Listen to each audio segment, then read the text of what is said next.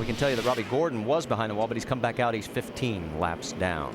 Well, that caution flag did catch Mark Martin a lap down. We'll see these leaders pit here, and he should be able to take the wave around to try to get that lap back, so it should work out for Mark. I'm sure they'd like to take this opportunity to work on their car some more is the only bad thing about that. Well, they'll have to stay out. Yeah, they won't have that opportunity right now. They'll just have to stay out and try to get this lap back. Well, Mark Martin is shown in 36th position right now. If it doesn't improve, Clint Boyer could be in 12th with a 90-point cushion. Almost at the end of our first caution here at the Carfax 400 after 36 of 200 laps. We'll let you know the 71 of Bobby Labonte got the lucky dog, so he's back on the lead lap. We had 3 waiver rounds: Dave Gilliland, Mark Martin, and Robbie Gordon. So Mark Martin back on the lead lap as well, but he is in 33rd position. You want to see how tight it can get on the race off pit road? Watch this. You see right here why fractions of a second make so much difference on these pit stops. See all these cars rolling off. Now look at this group. That's a bunch of cars right there. And it gets even better. Look at that right there.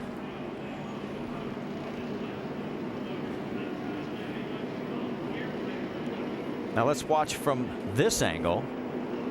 Keep an eye on the 9 and the 33. See Clint Boyer, he's right in the middle of this hornet's nest coming out. Wow, that was close. Big loser in that whole exchange, though, was Jeff Burton. He was running 6th before they came in and came out 12th. Well, it's time for the AT&T Fastest Pit Crew of the Year award. And as you can see the lead, but you help determine the standings. Vote from your AT&T phone by texting the car number to 2258 for the pit crew you think is the fastest and most valuable. The 24 team leading right now. All right, let's reset it for you. It is Greg Biffle alongside with Tony Stewart, then Jimmy Johnson, Kevin Harvick, Matt Kenseth. That's your top 5. 6 through 10 is Martin Truex, Clint Boyer, Paul Menard, Casey Kane, Juan Pablo Montoya. And as we mentioned, Mark Martin right now taking a big hit. He's got to find a way to rally back. He is 33rd on this racetrack in that all-important quest for that 12th spot. But he did get that lap back. He did stay out for the wave round. He started to tail in here, so he's got a lot of work to do. Well, lights out on the pace car, so everything is organized and ready to go. Pace car does pull down this time onto pit road. The field comes down. Greg Biffle has chosen the high side. Starter has flag in hand, and we're back to green flag racing at Michigan. I think somebody's going to get a penalty back in there where Marcus Ambrose and David Reagan and that crowd was, because they were 3 wide to start this thing, so I'm not sure who is at fault there. Well, they're still 3 wide. Through 1, that's Ambrose. He's got, let's see, Keselowski underneath him in the 12. Reagan was there at the 6 as well. Jeff Gordon's gained the most spots today, but Marcus Ambrose has gained the 2nd most spots. He's still on the move. And there goes Gordon on the high side around Denny Hamlin. Also Ryan Newman in that mix as well. He's closing quickly on the 43 of A.J. Allmendinger. 3 wide. There is Juan Pablo Montoya with Martin Truex and Clint Boyer. That is for 5th, 6th, 7th. You know, these guys adjusted on these cars that last pit stop. Looks like Montoya's car's a lot better. Yeah, they were very optimistic in talking with them about their chances here today. You saw race leader Greg Biffle just streak on by. Man. Like A.J. Allmendinger got sideways off of 2. Well, Mark Martin's already tried to show you how it hurts the car when you hit that wall. Allmendinger doesn't appear to have any serious ramifications. See Casey Kane going right to the top. Most of the time here when you have new tires on, you'll try to run the bottom to the middle part. But you can see he really got a great run there, pushing Clint Boyer down the front straightaway. And you notice Jeff Burton was in that pit mix as well. He restarted 12th. He's already back up to 8th. While all this is going on, Dave Burns caught up with Kurt Busch. Now, Kurt, all weekend long, did you see even a hiccup in that motor before today? Nothing like that. You know, it gave us great power, and the way that the car felt in general, we had a good, solid package. But overall, the Penske motor program has been great for us. Very backbone-ish, where they're never a problem. We always can have them to rely on, and reliability's never been a problem. So just kind of a bummer deal. There's a huge hole in the side of the block, catastrophic failure. So don't know if we're going to be able to learn what went first and what led to the big part blowout. But you know, just a tough break for our Miller Lite Dodge. We're going to fall all the way to 8th or 9th in points, but just a cushion on 12th. You know, we were hoping to build on that today and be real comfortable. But you know, it's never comfortable in racing, and so next week we go to Atlanta or Bristol, then Atlanta, then Richmond. Those are 3 really good tracks for us. I know we can bounce back. All right, Kurt's seeing the positive side on a tough day.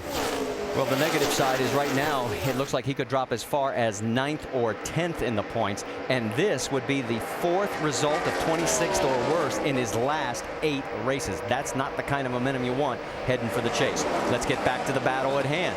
Good one going here for 5th with Montoya and Martin Truex Jr. Martin hugging the bottom. Yeah, Truex got his car a lot better this run too. A little further back, you see Casey Kane. Here comes Jeff Burton, and along with teammate Clint Boyer. Well, they've been fighting it out for this spot with Boyer and Kane and Burton. Matt Kenseth trying to get it in there as well. Here goes Burton underneath the 9.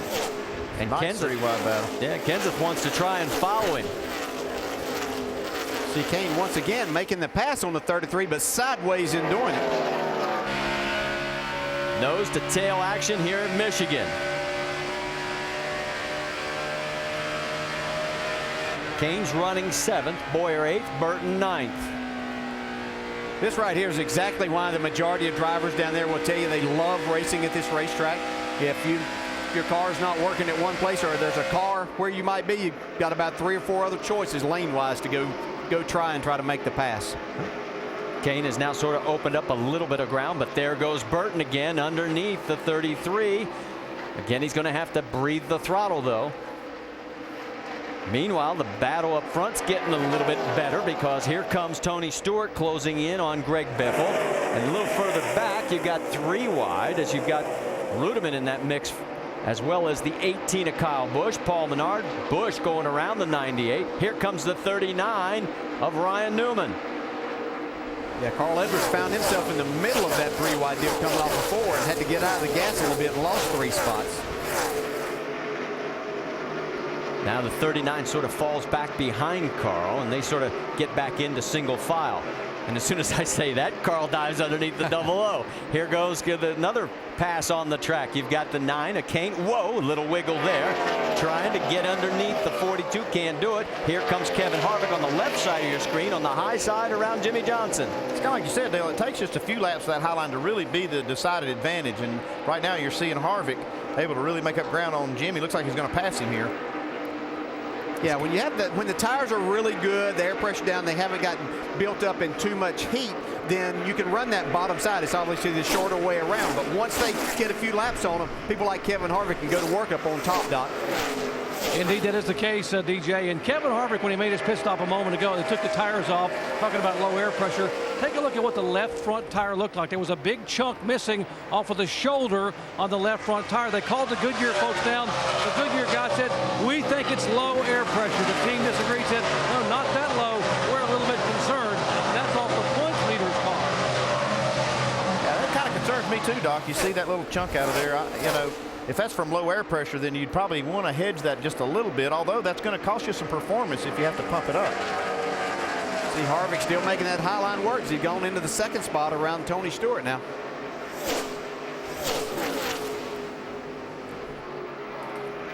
While all this action continues, here comes the 48 again, taking a peek. Can't get it done. How about Kevin Harvick? He's going to be our focus in our Gillette Pro Guide profile, and you can see the number of wins compared from last year to this year in the performance.